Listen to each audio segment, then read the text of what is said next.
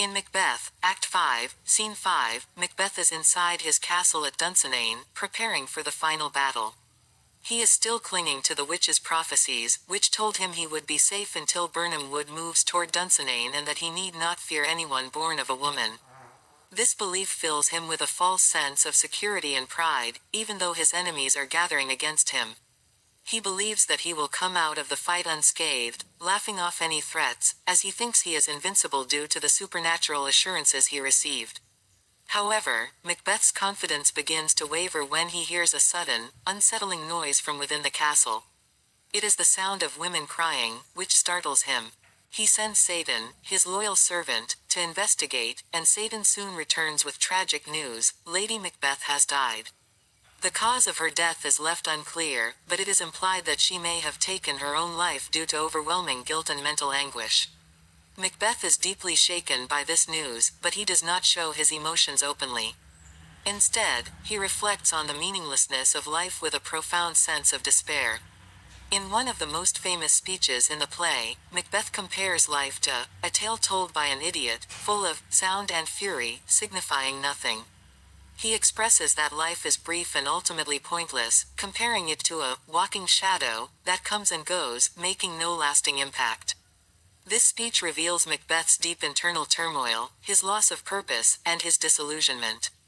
He realizes that everything he has done, all the murders, the betrayal, and the bloodshed, has brought him nothing but emptiness and isolation.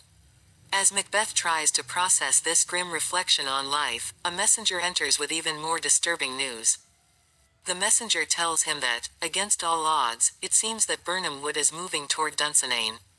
At first, Macbeth angrily dismisses the report, accusing the messenger of lying.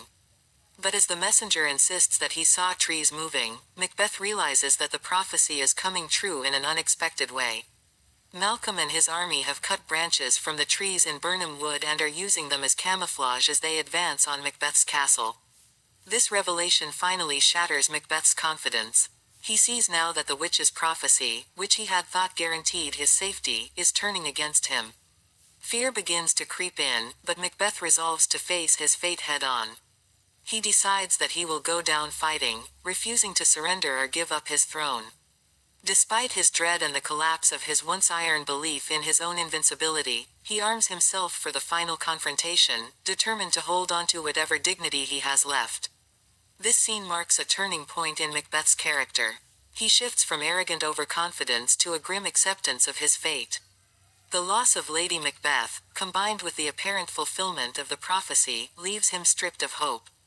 The life he thought he controlled has spun out of his grasp, and his ambition has led him to nothing but ruin and death. He is left to face the consequences of his choices, as his enemies close in on him and his world falls apart.